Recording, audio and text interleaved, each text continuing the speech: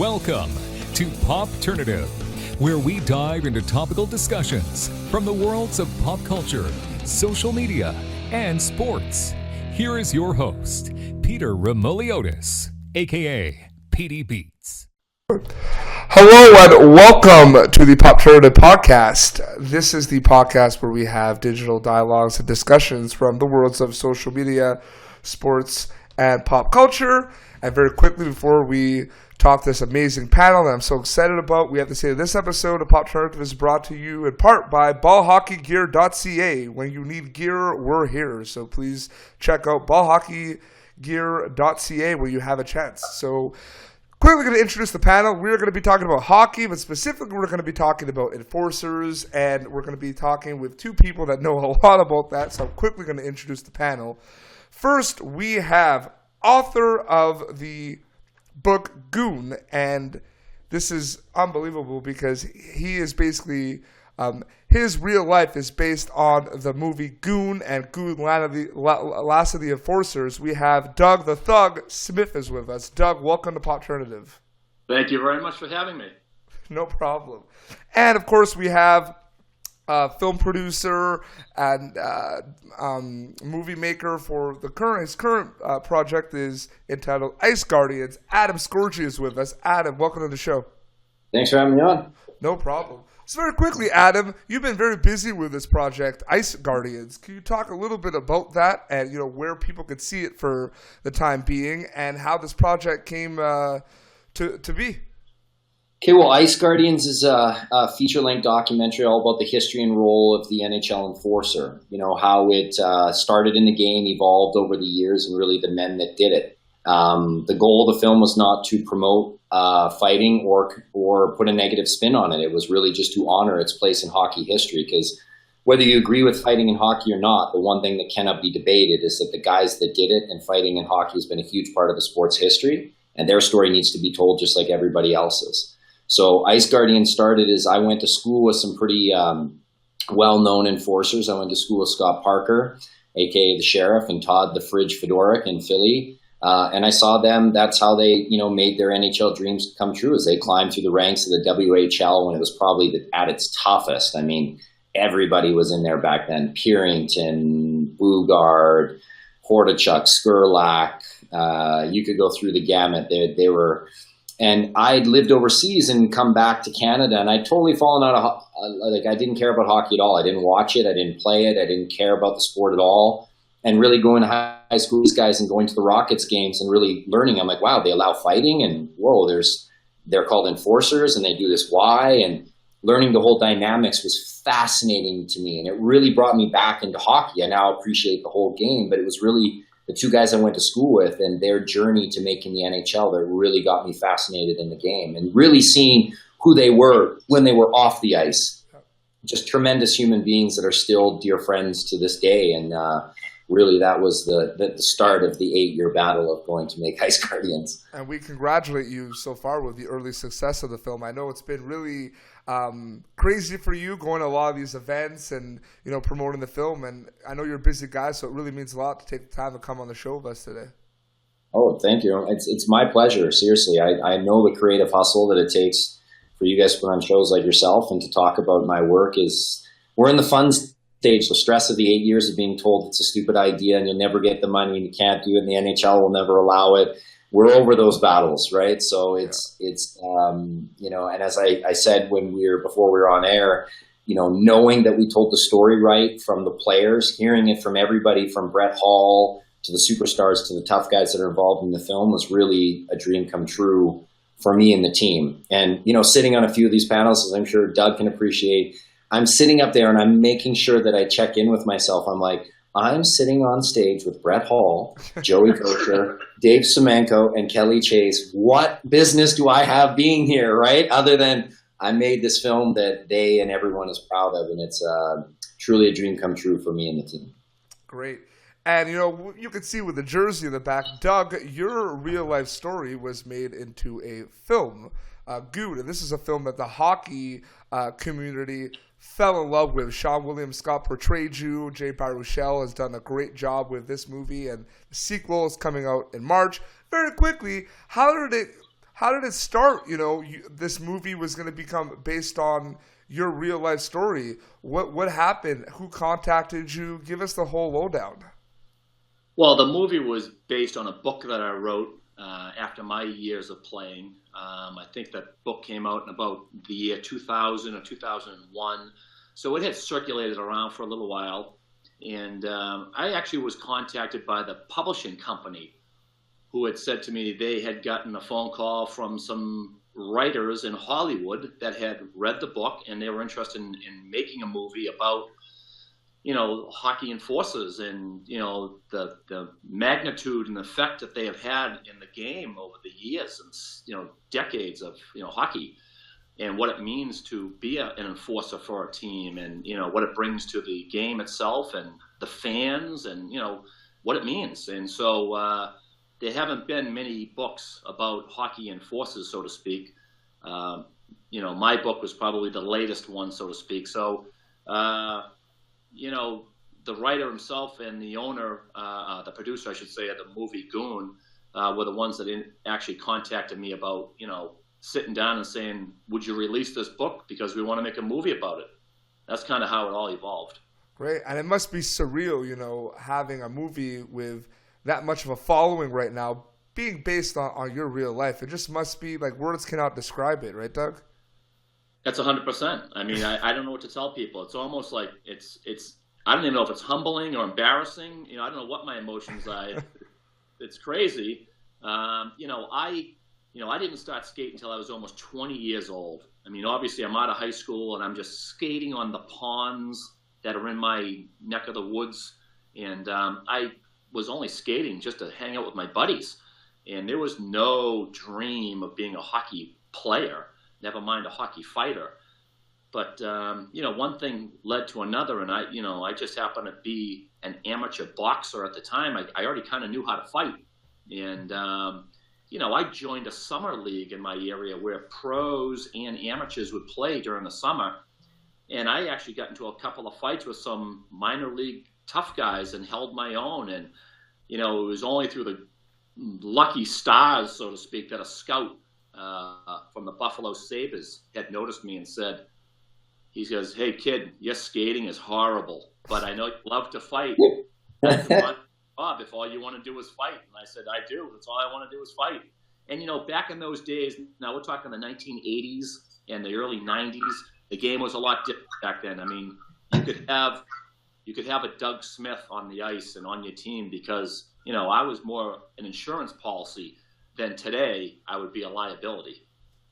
Yeah, no, and that's good that you just said that because Adam and I talked a little bit about this before. But so your film Ice Guardians, and I talked to Doug about this. I love, and I think the title is incredible. When you put out a movie, you're the first to know that the title is like one of the most important things. That's kind of the headline. That's what's kind of going to try to lure people in. So Ice Guardians. So over time, we're seeing enforcers being phased out in the NHL. There's no secret there. But my question is, from your perspective, doing this movie, talking to these type of players, what do you think about, the fighting is something that they're being labeled as, but it's a lot more than that, and you see it with the name of your film, Ice Guardians. So could you speak a little bit about that? Yeah, I mean, that was one of the big things that, we had discovered. And I don't think you really can discover it unless you really spend the time with these guys of how much more they mean to their team than just the fighting aspect that they bring, right? Teams that win championships are great teams because they fight and bleed and do whatever it takes together, right? As a team, like they'll block shots, they'll do. To win the Stanley Cup is one of the hardest sports things to do. I'm sure every major sport is difficult, but that was something that we discovered when you go in the locker room and you see, like, next to the team captain, often the most revered guy in that room is the enforcer. Because here's a guy that loves the game so much that he's willing to put his body in harm's way, fighting bare knuckle on skates with razor, just putting himself way out there and no wonder fans connect with these guys. We had a human behavior, specialist talk about this in the film. Is because when you're going to pay, big money to go watch a game and you're seeing these guys with these ridiculous contracts making more money in a game than you'll make in a year, you like to see the passion that the enforcer brings. And that's often what they're brought in for, not just the fighting aspect, is that here's a guy that will take the 3 minutes or 2 minutes of ice time you'll give him, and he'll do whatever it takes to stay. And many of these guys, that we interviewed, not to say that they would become prolific goal scorers, many of them came to a team and saw, like, look, maybe if I was on another team, I might be like a third line grinder, maybe second year if I was playing second line, if I was playing really well. But a lot of them came to teams that had, like Parker came to Colorado when it had Sakic and Bork and Blake. And he's like, they didn't need another goal scorer, right? Like, I was brought in and I knew what I had to mold to, right? And same with when Semenko came into the Oilers. He's like, listen, like, they had enough prolific goal scorers. Like, he was a decent player in junior, right? He's like, I knew I wasn't going to be prolific. And Semenko even says in the trailer where he's like, I just went out there, a guy was sent after me and I didn't even know what I was doing. I just started throwing my fist and like, hey, this is kind of easy. He had the size, he had the aggression and the willingness to stay and be a great team member. And when you come out of Ice Guardians, that's something that, and Doug's had the opportunity to see it, that you may not agree with fighting and that's fine. You can have your opinion on there, but you will, when you come out of watching Ice Guardians, respect these guys and understand why they chose the path that they chose. Yeah, and Doug, you could with your experience playing in the ECHL and as this role, this enforcer, what do you think about some of the things that Adam talked about with Ice Guardians, because you did see it, and what do you think about it's like being labeled not only like as fighters, but you're protecting players? You saw it even in the movie Goon, where the character that was portraying you was told by the coach, this guy got hit very hard as one of our players, go protect him. That's why he got sent down. What do you think about this whole role as being kind of like the protector? Well, I mean, let me first say that you had touched on earlier with Adam, the title itself. Like, Adam's got the correct title, whether it's Ice Guardians or Enforcer. That's the proper terminology for the guys that did that position. My title for the book, Goon, was specifically given that name because of, like you said, it was a grabber. I was not a goon, and 99% of those guys are not goons, but we know it's the name that everyone knows what it's all about, and you just have to say Goon. You know where to place it. So like I said, my book and the movie Goon, that's titled that way, just as a grabber, just as an attention getter. And it works perfect. Like, I don't knock you for using it. It works perfect because it's situated to specifically hockey fighting. That terminology has been used with sport for years, so it makes sense. Exactly. And now, as far as Adam's movie goes, I mean, I did get to see it, and I'm going to tell you, I mean, it was almost emotional for me because I watched these guys and I relived my days of playing, saying to myself, I did those same things. I felt those same pains. There were days where you felt respected, and there were days that you felt unwanted. I mean, the emotions every night were different. And, like Adam said, you put it on the line for guys who are, you walk into a locker room, you're a complete stranger, but that first night, I'm there to save your ass if you need it. And, it's a tough role. There's no two ways about it. I mean, I can tell you that, and someone mentioned this in the movie. I mean, the night before a game, or the day before a game, I would watch hockey fight tapes of that guy to try to learn if he's a lefty or a righty. And I would fight him in my mind 100 times before the actual fight took place. I mean, that's stress. That's tough on someone after a while. That's Parker says that in the movie when he says, when he'd have to fight George LaRocque in Edmonton, he's like, I'd fight him 500 times. And then I find out he's scratched or I don't play, right? And it's and it's almost like you're like wiping your brow saying, phew, like, wow, I got out of that one. Yeah. And it is. It's a tough position. There's no two ways about it. I mean, again, I didn't make it to the NHL. I came close, but I mean, those guys, I mean, they did it where I did it, like you said earlier, in the minors, and I think there's more of it down there because you're really trying to prove yourself. You're really trying to get noticed. And, if you're a fighter and you're not having 1 or 2 fights a night, so to speak, you're not going to make it. So there's a lot of pressure on you. But like I said, Adam's movie, I mean, it couldn't portray the role as an enforcer, as an ice guardian, any better. I mean, it was fantastic. And it's great to have for those who haven't seen the movie, there's a lot of outside perspectives from people. Like Adam had doctors and psychologists and not a lot of media people, a handful, I suppose, but not a lot, because the media, they don't spin it the right way. And it's all documented by real players who were on those teams and on the ice at the time those guys were playing and doing their role. Yeah, no, for sure. And we use, Doug, as I told you before when we were talking, I mean, it's awesome to hear that from you. Even though you never made the NHL, it doesn't matter because you went through the same, other than it would have been great to see you play in the NHL, but you went through the same battles, right? Everyone climbs the ladder. Yeah, everyone climbs the ladder, and kind of like Konopka says in Ice Guardians, he said, if you didn't love it, you wouldn't do it. There has to be, and that's when we break down the film with the human behavior specialist, is that you see the bond between the team that celebrates that violence, right, and the need to play. And we also interviewed superstar players to be, because you hear them protecting, and then you'll hear people in the media saying, well, I don't buy that it protects the superstars. But we have Brett Hull, one of the most prolific goal scorers to ever play, saying, I would not be the same player without Kelly Chase and Tony Twist. And he's been asked several times since then by the media, and I quote, would you said that in the film? Is that true? And he said 100%. Yep. In fact, something that didn't make in the film that we were talking about is that he said when he played on teams that didn't have a tough guy and he was really racking it up in the points, he would turn it off because he was scared what would happen to maybe him or another teammate. And what people always forget about this argument when they're talking about they just need to get the refs and just suspend them and fine them. And I was like, but you can't suspend a clean hit that can still end a guy's career.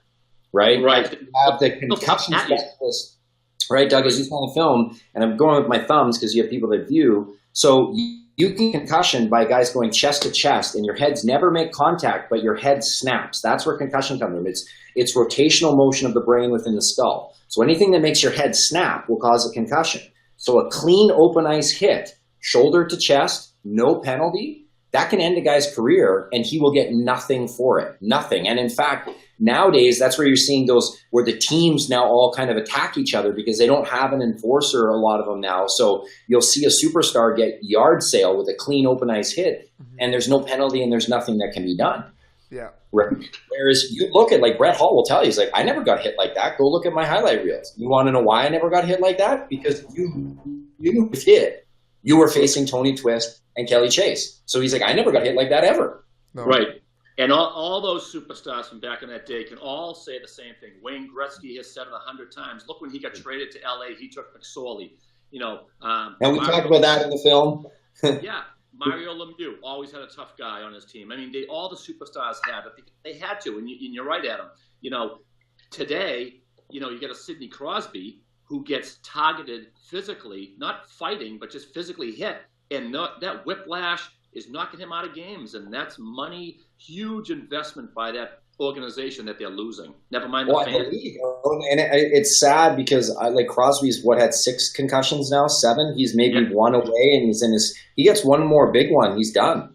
I worry about him that he's got, as Brian McGrattan talks about in Ice Guardians, Brian McGrattan's fought 10 to 20 times for 20 years or 15. He's had a long NHL career, and he's had less concussions than Sidney Crosby.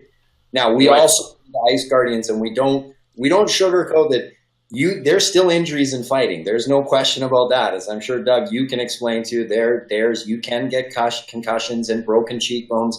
I think my buddy Todd Fedoruk does it best in the movies. We have a camera angle where he's just talking right into the camera, and he starts pointing out all the injuries that he goes through. And as you're as a fan, you're like, no, he can't still be going. Oh my God, he's still going. It's played here, mesh in here, played here. He goes around his face. He has 8 titanium plates in his face and all fake teeth and nose and the whole works. But, as he says, I'm giving spoilers here, but he says he wouldn't change a thing.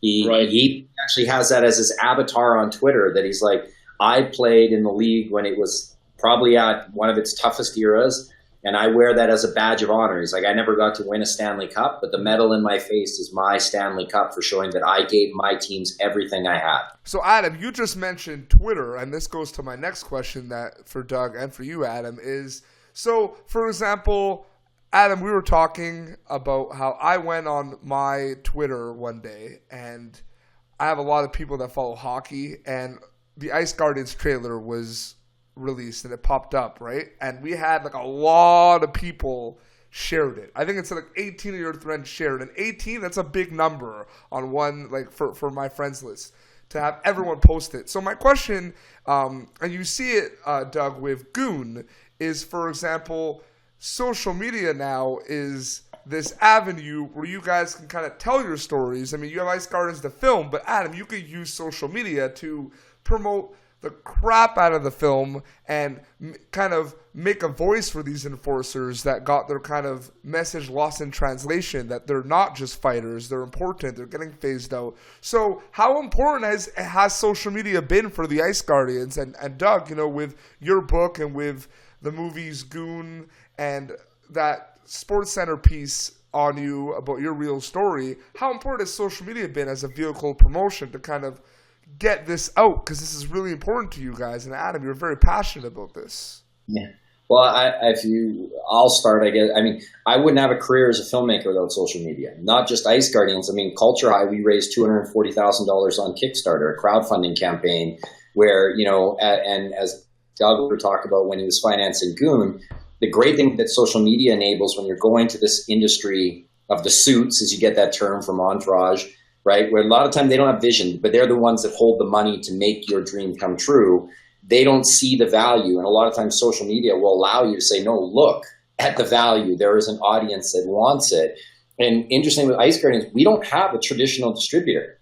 So to hear that it's getting all these parts, like as I mentioned before recording, when we released a trailer on Facebook, I think now it's got like 2.8 million views, but it had 2.2. That's no distributor. That was just our Facebook page and Twitter getting it out there, and then the other players. You know, it was like Christmas came early when I was sitting on my Twitter just to see all the different players that retweeted it throughout the league, from TJ Oshie to Brian Elliott to, like, it was crazy just being like, oh my God, this guy just retweeted it and made a comment. Oh my God, this guy just Connor McDavid retweeted the Ice Guardians trailer. So did Taylor Hall. Now, given Luke Gazdick said, boys, you need to help me out. I'm in this movie. Give a retweet. But still. Hey, they retweeted it. It's still out there, and it gives it, you know, and then it allowed us to go into better negotiations, you know, to make sure the film got released. But I wouldn't have a career as a filmmaker. I'm not a guy. I didn't come from a family that has connections in the industry. I didn't go through traditional film school. I don't have a big, powerful agent. Social media is even how I got in contact with most of the guys in the film. I'd reach out to them. They'd heard about it or heard that I interviewed somebody else. That's how I got a hold of Peros and ended up interviewing him. That's how I got a hold of Brandon Prust when he came to the premiere in Toronto. Like, I've used social media. I couldn't imagine my career without social media. 85% of Popternative guests have come on because I've reached out to them on social media. So, and we've had we almost have 50 episodes. So that's like over 100 guests, and I use, you know, social media. So, yeah, but Doug, can you comment a little bit about that, about how social media has helped your story kind of get out there as well? Well, I can't add any much more than you guys did. I mean, we all know what it brings to everything we do today, whether it's selling something or advertising something or just making friends in general. I mean, you know, personally, I'm sure Adam will agree. I mean, personally, you know, I've made more friends on social media than I've ever known, I should say. So, you know, to take 10 minutes and converse with someone on Facebook makes someone else's day. You know, that's great for me because it's a little advertising and they think I'm a regular guy, so to speak. But, you know, social media is where it's at. It's as simple as that. It's like network marketing. Everything's network marketing. It's just the way it is. Yeah. And Adam, you know, it must be music. Oh, sorry. No, go ahead, man. No, continue your thought. I was going to say, well, the great thing about social media, rather than traditional, you know, marketing, is that you're in a tapped-in audience, right? Like when we said the numbers for Ice Guardians there before, it wasn't a bragging thing, but we were tapped into an audience. You know, the Facebook page already had over 20,000 followers, or Twitter had over 8,000. That's now jumped to 11. But we were already in an audience that like followed enforcers and collected their memorabilia. So rather than spending, you know, traditionally in the movie industry, as I'm sure Doug's been learning a lot about, they spend millions to try to get a small percentage of the audience, right? And then your film suffers, right? That's what's traditionally happened for a long time. And that's why films like mine years ago weren't able to get made, because people would be like, well, in order for us to hit the market we need, we'd have to spend like $500,000 or $1 million in marketing to hit the 18% or 5%, whatever number they're looking for, and you couldn't hit it. Whereas now you're tapped into it, so you go right out to it, right? Like we don't have a marketing budget. That's free. Yeah, free. Like other than you pay a little extra on Facebook to bump, to get, because now they have the ads that you can target. Right.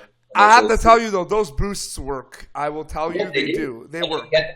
No, exactly. So they're, and it's an interesting world. We're taking a hybrid with Ice Guardians, where we're not going through a traditional distributor because they all undervalued the project. They all saw it as just a hockey. They all thought it was done professionally, and they were some of them were quite moved. They're like, I wouldn't thought I would have got emotional in a movie like that, but they offered us nothing. Right. And we're just, we'll take the rights and do nothing with it. So we're releasing it on iTunes and everything ourselves. We're just putting it out there and hoping that social media and stuff will, we've had the one thing we're really looking forward to, and I'm sure Doug can speak to this afterwards, is that we forgot when we were doing this is a lot of people don't buy movies nowadays. So digital downloads, unless it's kid movies and stuff like that, they'll rent them, but buy them. But Ice Guardians, we've been getting hundreds of emails to buy it because it seems like there's a lot of memorabilia collectors, right? That for them, they're like, hey, we're probably the cheapest piece of memorabilia that they bought. They're used to buying $260 jerseys and buying all this stuff that, where they're like, man, to spend $19.99 on a Blu-ray with 20 minutes of extra features and I can go get it signed by my favorite tough guy at my local arena or whatever. Like, man, that could be my cheapest piece of memorabilia, one that I'm most proud of. So we're interested to see where, I'm hoping we can do some really great numbers that kind of shocks people on the VOD and DVD side. We're interested to see. But I actually have a question just for Adam. Then I have a question just for Doug. But they basically have to do what we just talked about. But Adam, you just talked about this concept that you're doing like a hybrid. You're not going to like the big distributors. You guys are doing it yourselves. So here's my question. It's like because it's cool. I haven't had a filmmaker on the show before, so it's a first for Popternative. So my question to you is, do you see it kind of as a challenge or setback down the road where this model that you're using, doing it yourselves, everyone's doing that as well, or figuring it out down the road, right? So it becomes a flooded market, let's say. So what are the, things you could do to kind of avoid these setbacks and obstacles that everyone's doing it, and there's a lot of competition, there's a flooded market, everyone's trying to get their film out there, DIY, do it yourself, and social media. What tricks have you found, that work for you? Well, for one, the market's flooded whether you're releasing it or not, right? With the digital, there's so many people putting content out there where there just wasn't that much content 20 years ago. Like, it was funny, you talk to distributors and they talk about like the heydays when movie stores and like, I don't want to say DVDs because it was VHS and Betamax back then, but they didn't have enough movies in there. Like, you would literally go to the movie store and there'd be nothing in because they only had like 100 cassettes and there was nothing more to rent, right? There was always shelf space available. Well, that changed, come the digital era. Then it was now every, filmmaker can, get his film out there. They can get a 5D and a basic sound guy and they can go make a film, and the graphics programs, you can make stuff that looks like you spent millions of dollars, but you didn't. So what we've always done, or I've always tried to do, is, when I find a subject matter that I'm interested in and I want to do, I look to see what the target audience is. And I try to tap into that audience, which so many filmmakers forget. They're like, well, I'm just going to make a film and then I'm going to release it and then people are going to come to it. I started doing my social media for Ice Guardians, like even before we started filming, just of like me meeting with some of the guys and taking a photo with them. And then people felt this more personal touch, as Doug mentioned earlier. Like, you reach out to someone's like, man, Doug the Thug, like the guy that the movie's based on, actually like wrote me back. Like, they feel, then they will come and support you in the theater and they will buy your DVD if they feel like you actually took the time. You're not a big conglomerate company. You actually took the time and care.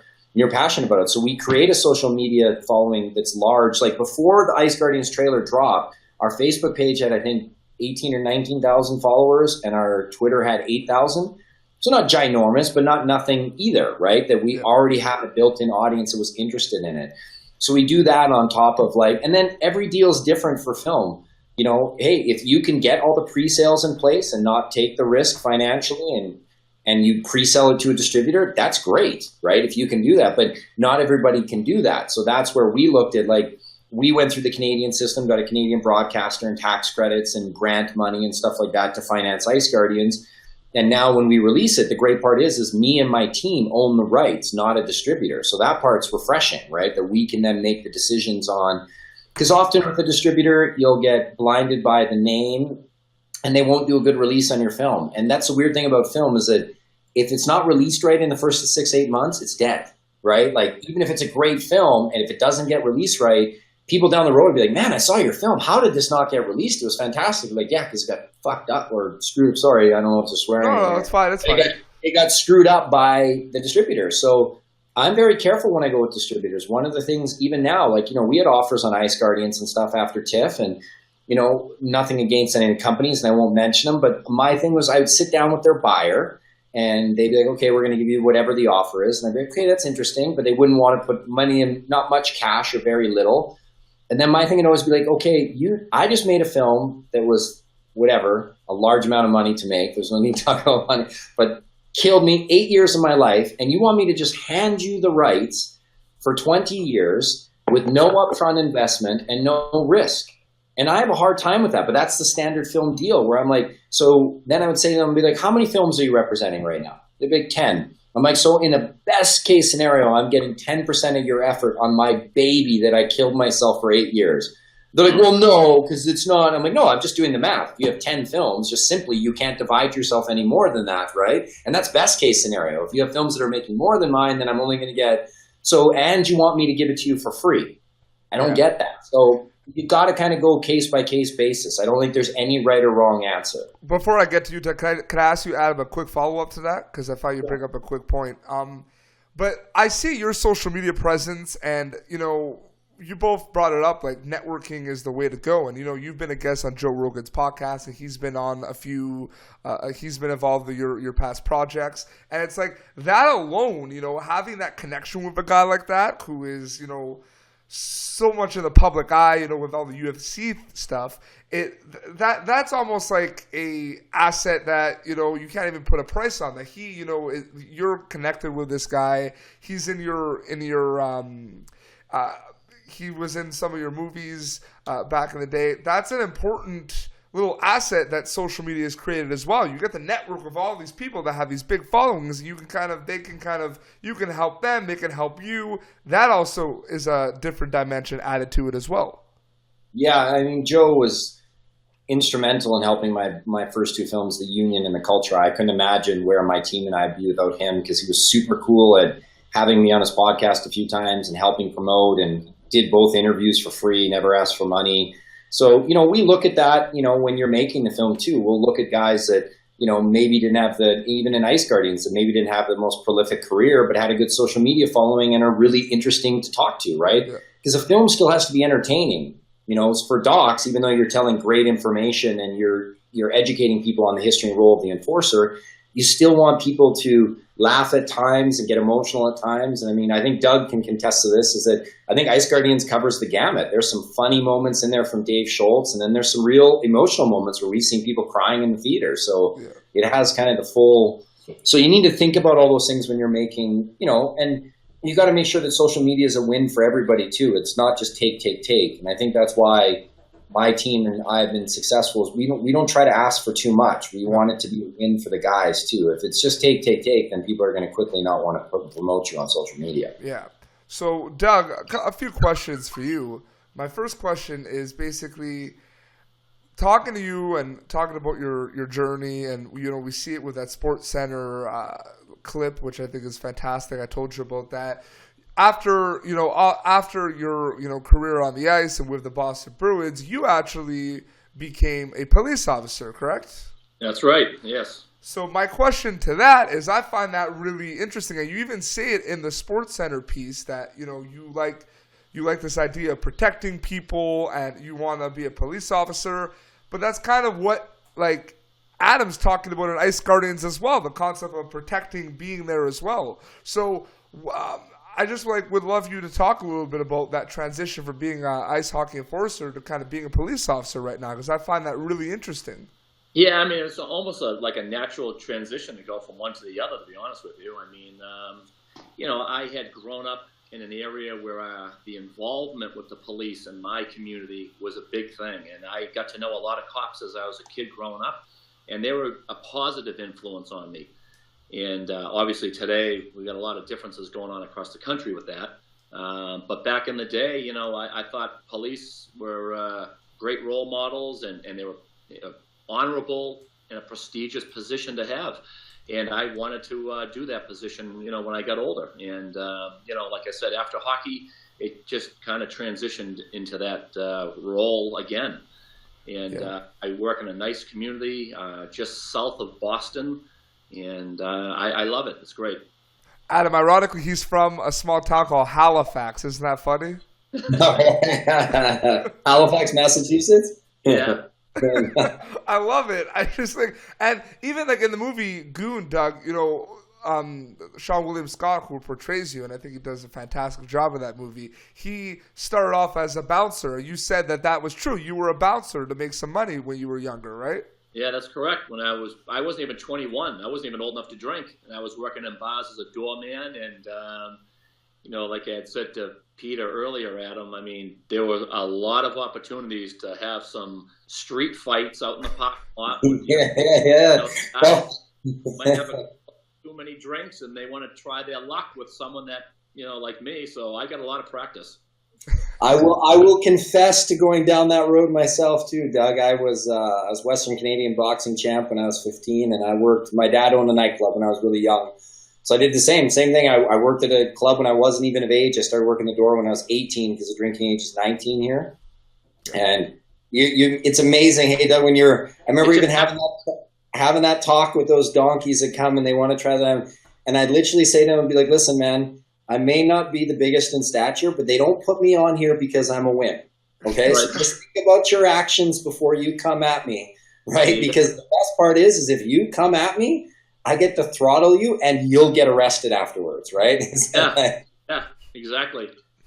Now, it's changed a little bit now with lawsuits and everything now, because now people can't seem to take responsibility for their actions. They get drunk, hit a doorman with a bottle, and he defends himself, and all of a sudden the doorman's defending a lawsuit, which is just ridiculous to me. But right. And then that stuff becomes more evident because of social media too. You can't like that. Someone's there, sees it, puts it online. Boom. There's that. It has changed everything. Like right. It has. We're in the public eye. I was talking with a friend of mine yesterday how hopefully maybe Doug didn't drive like a maniac because I did. And when I was young, I was an idiot. I can't believe the things I do now. I just pray my kids didn't do it when I was young and I had my license at 17, 18. But now, you just get busted because, if someone complained about me speeding when I had my sports car when I was younger, it was just hearsay. They'd call and say, hey, such and such license plate. I'm like, oh, that guy just has a vendetta against me. It's not true. But now they got dash cams and everything. They just record you and send it in. Say, hey, look at this asshole driving like an asshole. And right, you get arrested. Right. Well, it's like you didn't have that when I was younger. Thank God. Because I would have had professional Doug come to my house probably a lot more than I wanted to when I was younger. So I think we're going to quickly wrap up. So I just wanted to ask you both a quick question first. So first to Doug, couple of things. The movie Goon has had so much. One could argue it became a cult following with the hockey community. So I just wanted to ask you, what that is, what it means to you. Your story's being told, people are referring to it, and you're the real life guy. And I'm sure a lot of people, when I post this episode, there's a lot of people that don't know that it's based on your real life. So what do you say, to the people that either know that it's based on you or don't know? And, it must be amazing all the support that they're giving you on social media. Well, yeah, I mean, we talked about it earlier. For me, it's surreal. I can't believe that a book that, basically was written with crayons on toilet paper, so to speak, made it. It's made an incredible leap. And, I still hesitate to really get deep when I talk about it because I just can't believe it even took place. And like you said, there's definitely a cult following of this movie. Yeah, kind of like Slapshot. When Slapshot first came out, it was a flop at the theater. And then 5-10 years later, it really took off through the underground world. And look at it today. It's the king.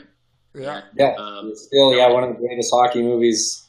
Yeah, I mean, so my movie, maybe got a little slow start, and they felt like if they maybe wrote another script, so to speak, they could come up with a sequel and see what happens. And listen, I'm never going to say no to it. I think it's great. Yeah, awesome. Adam, here's my question to you. I made Popternative because I did my master's in communications, and there were times where you finish school and you don't know what you're going to do afterwards. You have all these aspirations. You don't know where to start. So I made this basically to have athletes, industry people to kind of talk about different issues. But also I want to use it kind of as a tool for people, to learn something or to, look back and say, oh, that's cool, that discussion. I didn't know that about the industry. So you're a filmmaker. What, and tread lightly maybe, because I know we've talked before, it is a very difficult business, as is the sports media business. On top of your head, what advice would you have to people who have passion projects like, movies or like blogs or anything that they want to pursue in this industry, to kind of get it going, because it is tough to start in some circumstances.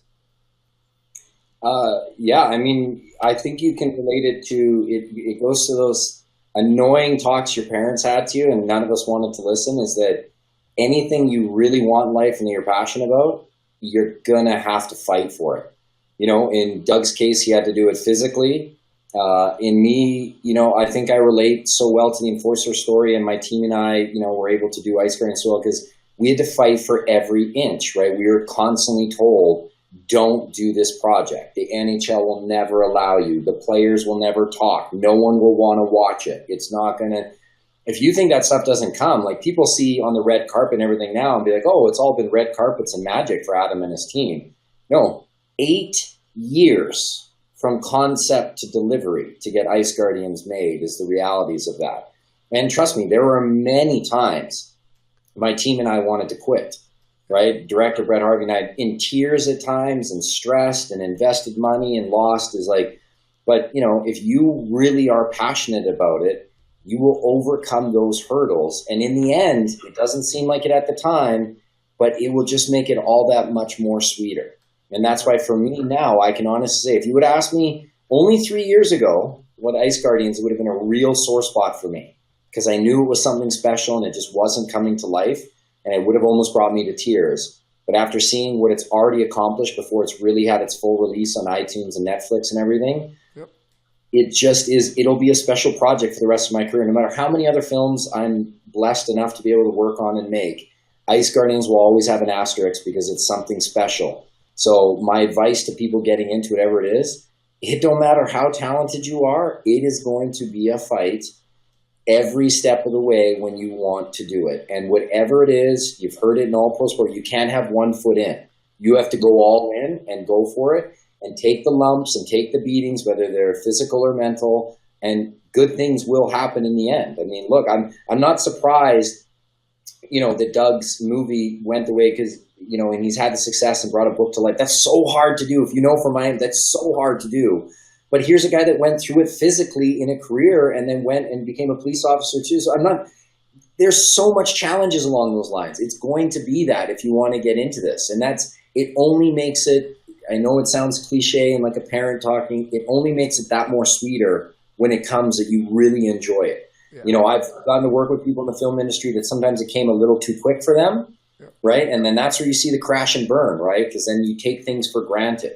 That's why for us, it was so tremendous working with the Enforcers, because so many of them knew the opportunity they had, and that in one night, a big punch, big fight could end their career and it's all over, or they just get sent to the minors. As McGrattan says in Ice Guardians, one day you're king of the town, the fans love you, and the next day they ship you to the minors and you're nothing.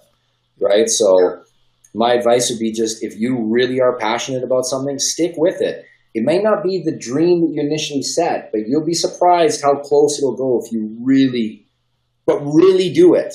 I know people say they really do it, but then, I'm sorry if I'm rambling on my answer, but I had a conference recently, someone said to me that well, how do you do it? I've had projects that have fallen through and, put all this money and it didn't go through. And I'm sure, Doug and I have both been through that. I've had that a million times too, where the deal's there and then it doesn't happen. And if you want to find time, really look at your schedule and see if you have time. Because, when friends of mine were out bowling or drinking with their buddies, no. When after I was working 2 jobs and I didn't have to deal, my daughter was sleeping or napping, I was researching how I could fund Ice Guardians, how I could get in contact with this guy, how I could bring it to life. I would look at my weekly schedule, and I'm not a super organized guy. I'm very kind of all over the place. But I would look and say, okay, my daughter naps from here to here. I have 2 hours every day that I can do research and focus on what I need to focus on. I have a Thursday off that I can go do. I can go hang out with my buddies, or I can dig in and find out how to bring this to reality. So if you really want to make something happen, that's the commitment it takes. If you want to make a dream come true, that's what dreams take. Doug, can you speak to a little bit of that quickly? Yeah, he hit the nail on the head. Listen, I was 20 years old. I'm telling my parents that, I'm going to stop being a hockey player at 20, and they're looking at me saying, really? How about just getting a job? Or how about going back to college? I chased a dream that was impossible to reach, impossible. And, Adam's right. If I quit, if I just said, F this, I'm not doing this anymore, I wouldn't have anything like I have today. Yep. And like he said, if you want to dream, then if you can dream, you can achieve. You just have to really just never say quit and keep doing what it takes. And like Adam said, you might lose some money in the meantime, or you might lose some friends, or, you might commit yourself to this lifestyle and neglect other things. But if that's your dream and your passion, then you have to follow through. You just have to. Great. Well, thank you both for coming on the show. It really, really means a lot. Very quickly, Adam, closing remarks. Where can we watch Ice Guardians right now? And just anything you want to say. I really appreciate you coming on, man. You really, really gave us you answered my questions amazing, and this has been a fantastic episode. So thanks a lot. Well, my pleasure. I'm glad. I hope people enjoy my babble. If you want to watch Ice Guardians, if you're in Canada, you can go to Super Channel On Demand. It's available anywhere in Canada on any subscriber. If you're Bell, Shaw, Rogers, any of them, if you have Super Channel, it'll be on their demand package. If you're in the U.S., we are doing theatrical runs, so you have to come to our Twitter and Facebook. There's some plugs there. Go to Ice Guardians on Twitter and Facebook, and then you can find it. And then it will be. We're just negotiating with iTunes and everything when. It'll be sometimes in the spring or the new year, and it'll be available on iTunes and Netflix and all that down the road. So eventually, I'm hoping no matter what platform you look at, you'll be able to see Ice Guardians on there somewhere. Hopefully right next to Goon, too, the Last of the Enforcers. They'll kind of be like 1 and 2, maybe package deals and stuff. They'll put them in there. Great. No, that we look forward to it for sure. And Doug, Adam just mentioned it. Goon 2, Last of the Enforcers, is coming out in March. They put, Jay Baruchel tweeted out a release date for Canada. Any closing remarks about that, Doug? Well, I'm looking forward to it, obviously. March can't come fast enough, and I know that they're going to have a follow-up schedule pretty soon in the next few weeks of what their plans are as far as releases, where, United States and so on.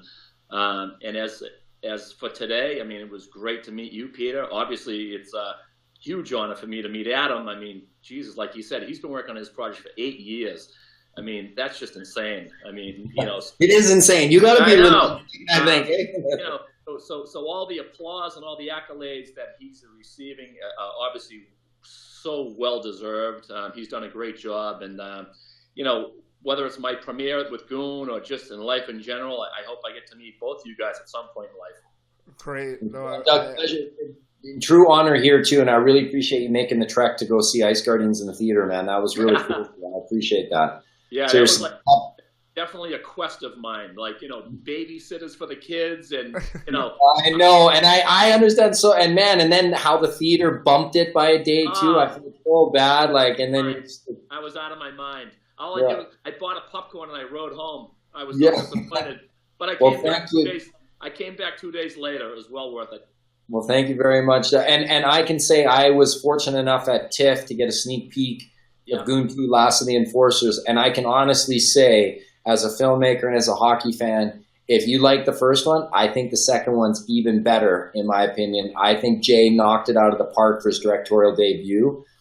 Jay's also in Ice Guardians. He's a tremendous human being. He's very humble. He cares about the Enforcers and the story. So his passion for this project is just like mine in Ice Guardians. I got to get him on Popternative one day. So hopefully we cross paths. Because it's unbelievable that it's his directorial debut. And you could see, on Twitter, he's so...